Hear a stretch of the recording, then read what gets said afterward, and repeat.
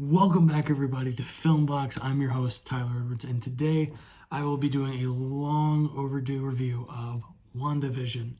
That is right, the newest, or at this time, the latest, I should say, MCU show. I'm doing this before The Falcon and Winter Soldier comes out later this week, so I'm going ahead and getting this review out of the way. This is also going to be a spoiler review, so there's your spoiler warning right now. And so before we get into the video, I will just say real quick, I'll be going over characters, I'll be going over the plot, characters, and just kind of overall my general thoughts on the show. So yeah, I might try to cover episode by episode, but I feel like that would just take too long. So I might do that little bit by little bit. But yeah, so without further ado, let's get into the video. Okay. So the plot of WandaVision is pretty much like in the first episode, literally you get right into it. It's Wanda and Vision, and they're living in this they're living in a reality that Wanda accidentally created, and it's Wanda and Vision together, and there are some other like little side characters, like a nosy neighbor named Agnes, who I'll talk about later when I get into characters. She's there, and then you have some of these other people kind of in their little neighborhood. And then each episode, though, the first one takes place in like the 1950s era sitcoms like I Love Lucy, and then the 60s like the Dick Van Dyke Show, and then the 70s like the Brady Bunch, and then 80s they didn't really do it specifically 80s, it was more like 80s and 90s, so somewhere in the lines of Full House or Roseanne, and then they did the early 2000s, which was close to Malcolm in the Middle. And then they did, I think they did like a Modern Family Office approach of the 2010 style of sitcom. So WandaVision did go through the last 50 years, I'd say, of sitcoms. And I'd say they did a pretty good job with some of the earlier ones. But when it came to I think really the worst episode, in my opinion, it was, or not the worst, but one of the worst is the ones, or I don't think it was done as well as the one with the 2010 style of humor, or the Office style or Modern Family style of parody. I think that one just kind of didn't really work for me, and it felt more like an SNL skit than it did an episode of this Marvel Cinematic Universe television show. But no, episodes 1 and 2 were released together, and those were the 50s and 60s episodes. Episode 3 takes place, came out a week later, took place in the 70s. And then at the end of that, there's a character named Geraldine, which we didn't see in episode 1, but she came in episode 2, and then episode 3, she left, and we didn't know what happened, but we saw her be thrown out of this reality, and then we saw outside of that, there's this sword kind of base of operations around it, and then episode 4 really does a good job of explaining everything that's been going on so far in WandaVision. We get reintroduced to Jenny Wu, if you remember him from Ant-Man and the Wasp, as well as Darcy Lewis from the Thor movies. Really good utilization of those characters. I think they did a good job writing them in this show. We're also introduced to the new director of Sword, Tyler Hayward, which for me, I was like, hey, another Tyler in the MCU. And then I realized this guy's a dick. You know what? I'll save that. I'll keep that in for now because he's a dick. But I'll save more of talking about him in characters when I get to the character portion of this. But no, I thought this was that was a solid episode. And then we get into episode 5, which is the 80s, 90s themed episode, which was really good. And I'll go ahead and spoil that little twist ending. Vision and Wanda, they're fighting because Vision's like, what the hell are you doing? Wanda's getting more reckless with her magic. In episode 3, she was pregnant. Episode 5, she has the twins, and then the twins turn into 5-year-olds, and then they age themselves up to 10 because they wanted a dog, and so they aged themselves up to 10, and they remain 10 throughout the rest of the series. But it was like, oh my gosh. So Wanda had this like little, at this point now, it's not just her and Vision, it's her, Vision, and then her 2 boys, Tommy and Billy. And it's weird. It was weird because Vision and Wanda were having a fight because he was like, what is going on outside Westview? I want to know, why are these people here? And all of that. And then Wanda hears a knock at the door, and Vision's like, well, who is it? And she's like, I'm not doing this. And he goes, I honestly don't know if you're lying or telling the truth, which was kind of heartbreaking. But then, the door opens and you wonder who is it? And it's Pietro Maximoff, but not the MCU's Pietro Maximoff. It's Evan Peters, the X-Men's Peter Maximoff, or Pietro. X-Men's Pietro, the universe. And they brought him back to play Pietro Maximoff in Wandavision, which I thought was really fun. It was really good to see him in this show. Though I'm so sorry. I'll get in my gripes and nitpicks here in a little bit. With that, I know that ends that episode 5. Episode 6 is the Halloween episode where they're all dressed as their characters. And at one point, Vision finds himself escaping the Hex. And while he does that, his body is... it's kind of horrifying because his body's being torn away back into the Hex. And he dies, or he's incapacitated. And then Wanda finds her son Tommy says, hey, Dad's in trouble. And she goes, oh no. And she expands the Hex and not only grab enough to grab Vision, she also takes in the whole sword base. And then, it stops, and now the Hex is bigger. And then that's the end of episode 6. Episode 7 is one of my least favorites.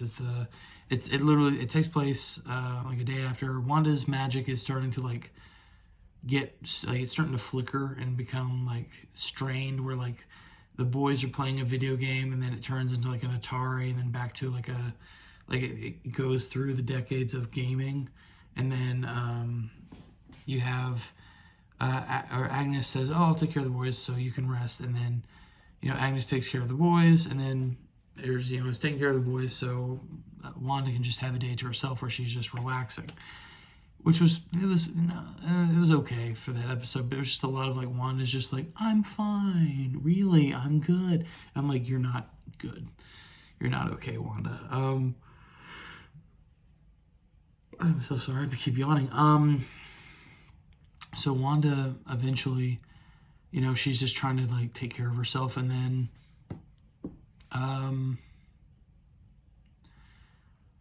Monica Rambeau shows up.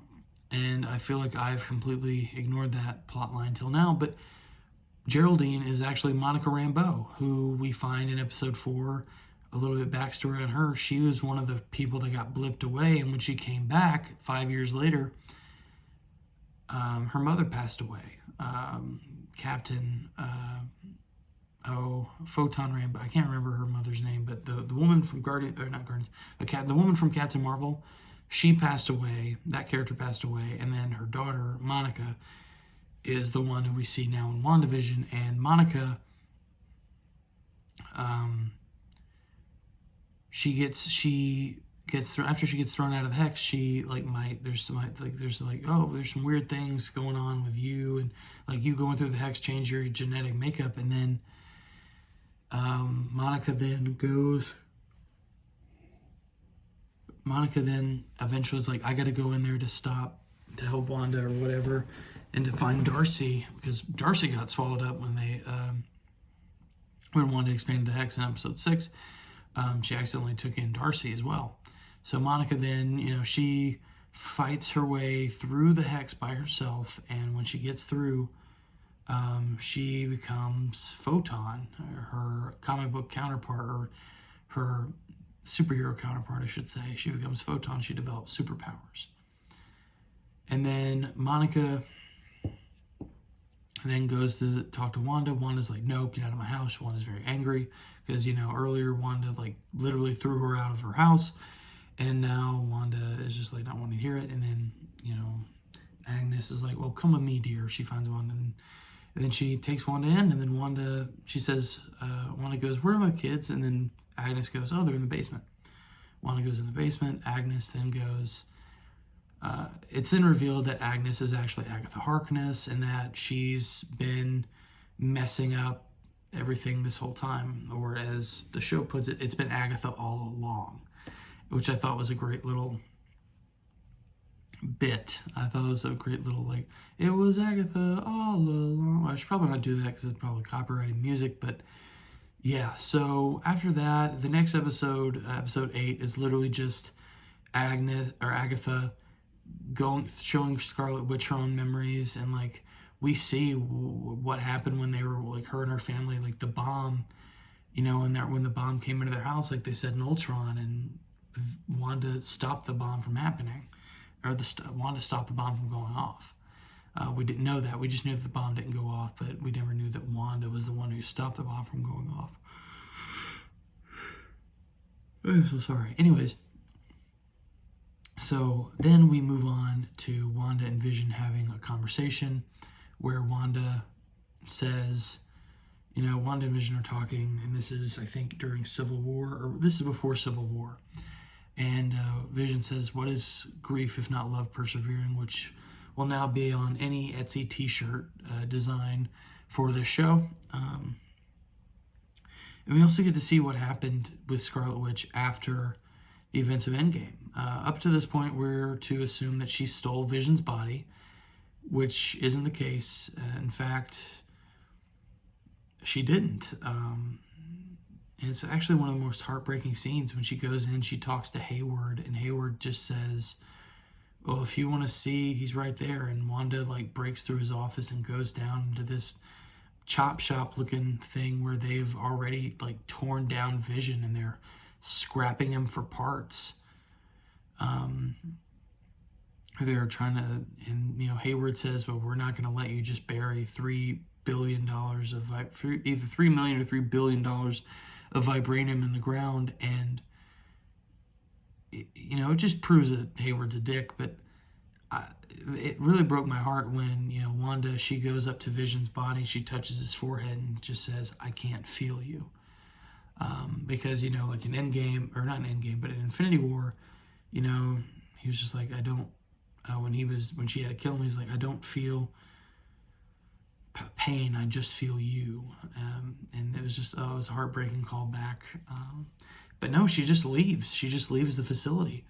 And then we see after that, she goes to Westview, New Jersey, and there's a plot of land and it literally says, "For us to grow old in V." And she goes in, kind of stands where the house would be, and then just breaks down, and then she constructs the house around her and then consumes the neighborhood. Not just the neighborhood, but the whole town of Westview. And then after that, she's still not done. Once the house is formed and everything around her is changed to the 1950s, she then creates a Vision. She then creates Vision from her own memory, and he just appears out of her own power. And it's insane. But no, that was great. During this, we also get to see how she got her powers. We got to see a glimpse of what the Scarlet Witch looks like, and at the end of the episode, Agatha says, "This is chaos magic, Wanda, and this power is only known to the Scarlet Witch," which we finally get to get Wanda called the Scarlet Witch. We couldn't do that in the past because copyright with the X-Men, but now that Disney owns them,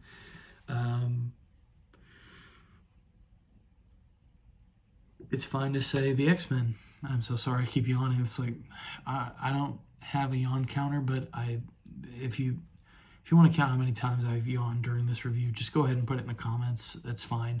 But yeah, then episode 9 comes out, and it's pretty much, at the end of episode 8, we see that Hayward put together Vision again, but he's white. It's the white Vision from the comics. It was very strange to see because, and a lot of people were disappointed that it wasn't like Ultron or something like that. And then we got into episode 9, which is the finale. Vision fights himself. The Vision from Wanda's reality fights the white Vision. And that pretty much ends in them having like a philosophical conversation after they realize they can't beat the crap out of each other. So they talk about the ship Theseus, and if you were to replace all the planks of wood, is it the same ship or is it not? And then Wanda's vision then touches the white Vision and gives him all of his memories back before he died. And then you see like this little because instead of it being yellow, he now has it looks like an arc reactor, but it's blue right here in his forehead. And Vision touches it and it turns yellow, and then it turns back to blue, and then you see his eyes go from this computery kind of glitchy look to they're blue, they're light blue. They turn blue. They look like Vision's eyes again. And and then after that he just goes, "I am Vision," and then he just flies off. Never see him again. Then eventually, really the whole ending is just Agatha fighting Wanda, and then Wanda, she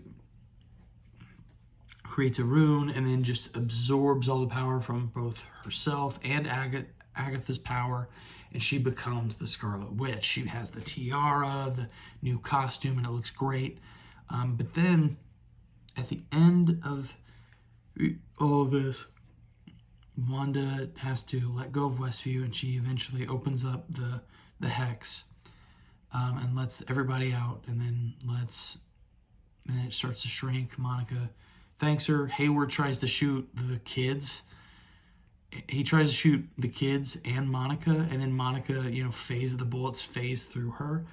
And then Hayward then just gets in a truck, and then the truck gets rammed by Darcy in another truck. And then Darcy just says, "Well, have fun in prison." And then that's it for Hayward. Hayward is then later seen being carried off. But the end of the episode is heartbreaking. Wanda having to close off the hex. She says, "Thank you for choosing me to be your mom," to her boys, for telling them to go to sleep, which is very heart-wrenching because once the hex started closing around the house, the boys would be gone, and Vision and her have a last conversation, and then Vision, they kiss, and then the house, the boys, and Vision, they all disappear, and Wanda's standing there like how she was when she first got to Westview, and everything had gone back to normal. And when she's leaving, Monica says, they'll never know how much you sacrificed for them, which I do have a problem with, because Wanda didn't sacrifice much for the people that she accidentally enslaved, but didn't want to give up having them enslaved. So I have a problem with that line. But no, it ends with Agatha being turned permanently into Agnes by Wanda, leaving her stuck as this kind of nosy neighbor.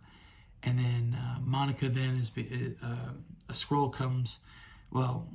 Monica's being escorted to somewhere else, and then a scroll tells her, "Hey, somebody wants to talk to you up there," setting up Monica for Captain Marvel 2. Then we get Wanda chilling in this little cabin outside of the mountains somewhere, and she goes inside to make herself some tea, but then the camera goes back into this back room, and then we see Wanda's astral